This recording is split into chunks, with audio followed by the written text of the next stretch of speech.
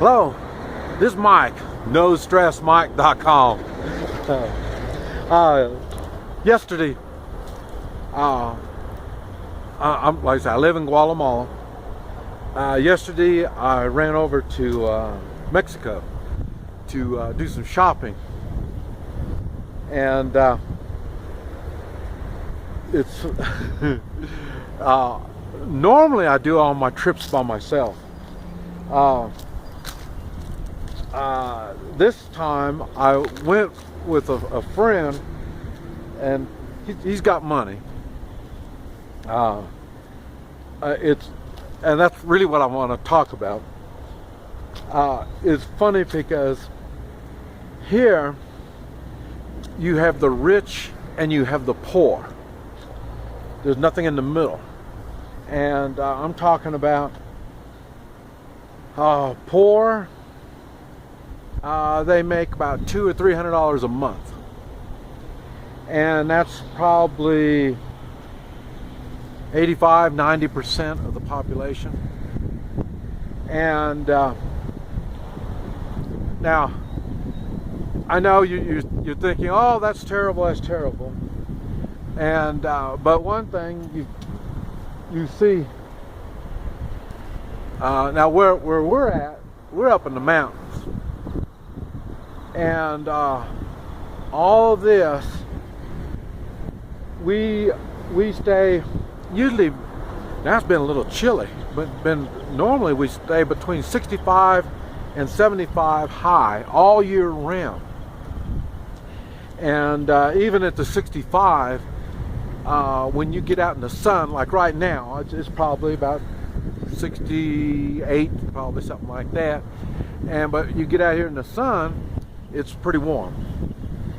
And but like I say, we're at 9,500 feet, and the low will get about 45 during the middle of the night. I don't know, I'm sleeping during that time, but they tell me it gets down that low. Now so what I'm saying is it doesn't, and like I say, they don't have air conditioning, they don't have heaters down here. Even, you know, like I said, we got this big old hotel and there's no heaters or no air conditioning. Matter of fact, some don't even have glass in the windows. They just put levers, you know, little lever things on there, because you don't need it. So we don't have any utilities, and you can live in a cardboard box. Trying to think if there is a cardboard box community around here, and I can't think of any, but you could. Really, the cost of living is really cheap. The difference is, remember I was talking about the people without the money and the people with the money. It's funny, the people with the money, and I mean, I'm talking with the money, you're talking $1,000 or $1,500 a month is what they get. And it's funny because you can live your life staying in the house doing whatever you do when it is. Yeah, it is. Or you can get out and you know, explore. You know, get out, do the tourist stuff. It's funny, you notice you haven't seen me in making any volcano pictures or videos or pyramids, you know, the ancient pyramids, stuff like that. You know, I don't do the tourist stuff. Like I say, I run around just doing things, you know. Now, if I have somebody with me, it's a different story. Somebody's with me, I don't mind doing the tourist stuff. Talking about that, you know, I want to give you some pictures right now. And what I was at, I was eating dinner or breakfast, and a volcano erupted when I was eating breakfast. And so it was cool because I said, well, look at the volcano, and so tourists, I go take a picture of the volcano, and I went and sat down, and then when I came, and then after I sat down, I saw, what's this? And it was erupting, and so I took some more pictures. So they're all stills, and so I'm going to show you those pictures.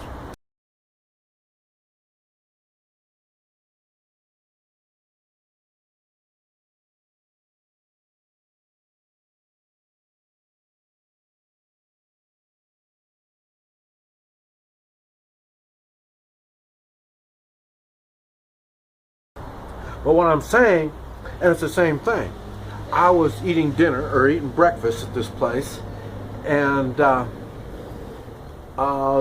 poor people don't. They don't make enough money to do it. For breakfast, it cost maybe $13 for two of us for breakfast. And like I say, that's something the poor people don't do. So we're on the richy side. Buenos dias. Buenos dias.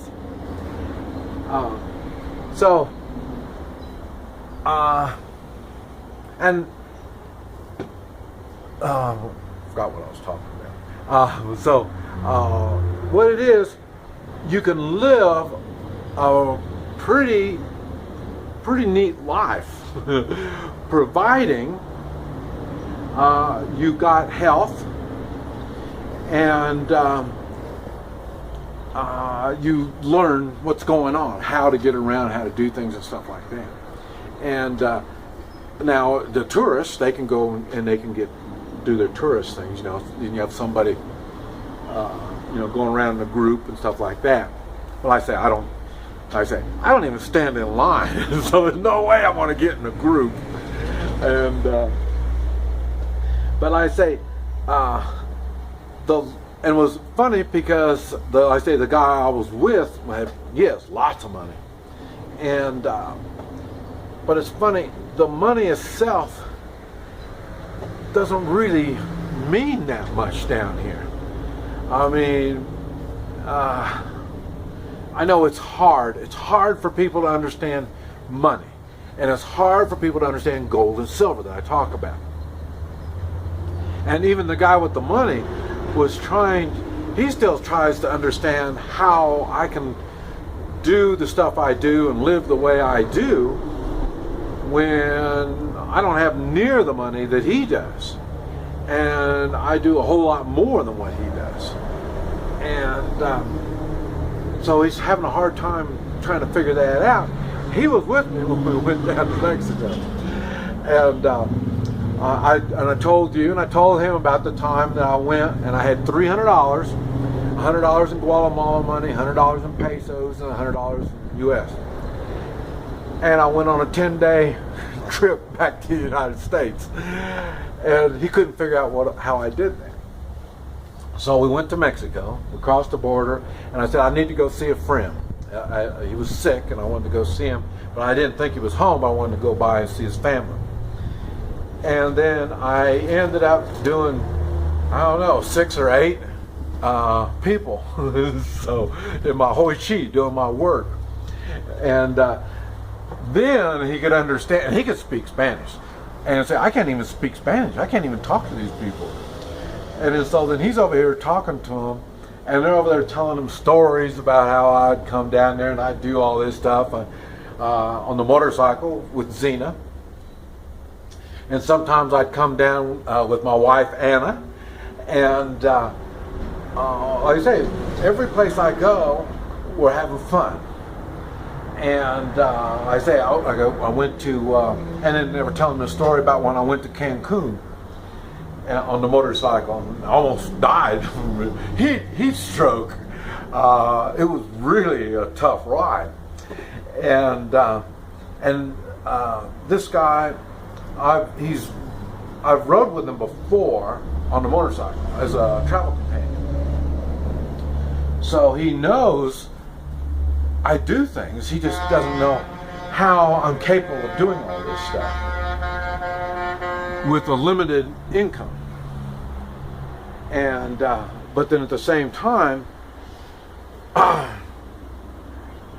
when I come back from the U.S. or when I go on whatever's, you know, long distance stuff, and I come back and I'm giving him silver. So he doesn't understand, why am I giving him silver, you know? And then like I say, we went. He bought some stuff.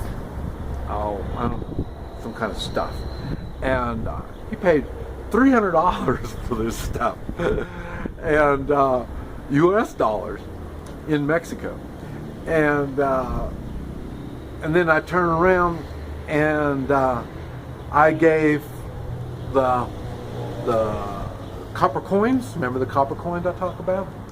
I gave the copper coin to the clerk that got him taken care of, and it was the same thing. He's just amazed that I do this type of stuff, and he's trying to figure out how it is, how and why I do this stuff. But he's got his own way of doing things also. He's a really nice guy, and I say a lot of the stuff that he bought down there was for him to give away. I say Christmas presents and just presents, just be nice to people. I say he's a really, really nice guy, and he's learning, because I've just met him maybe 6 months ago, and no, I guess it's been longer now. I guess almost a year. I think it's been about a year now. No, after the first of the year. This is December of 2015. It was January, and that's when I met him in January, so it was almost a year. And but he's still trying to figure out how I function with no money, and because like I try to get across to you all, it's not the money that we have that makes a difference, and it's how, well, what first thing I talk about, it's skills, abilities, gold and silver, and he sees it. He just doesn't understand. He still can't understand it. So that's why I keep bringing it back over and over. I know it's something that's hard for people to understand, but you have to live it. And yesterday was the first time that he's been with me and he lived what I do. And he's still amazed how I can function, and I can't even speak the language.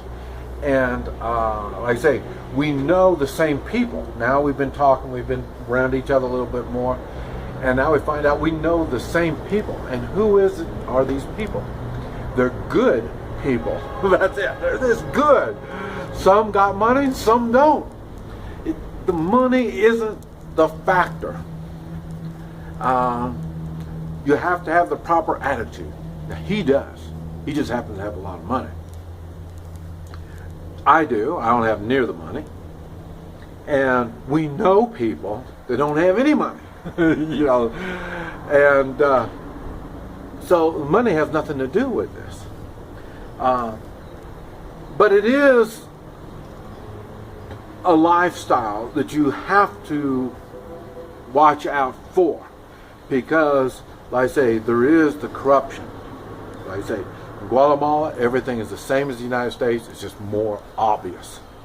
Now, what it is, the middle class in the United States don't realize that they're just workers, and their limitations are really, really bad. And it used to be, it wasn't that way.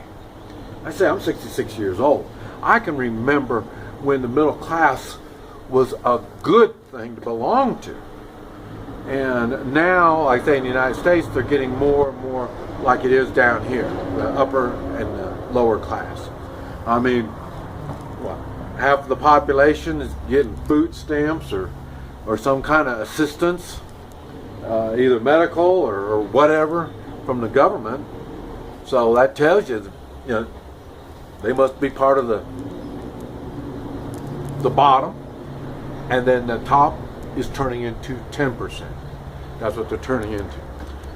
$100,000 a year in the United States now isn't the 10%. They're just workers. That's all they are. Their limitations are magnified. We really need to be thinking more and more what is going on.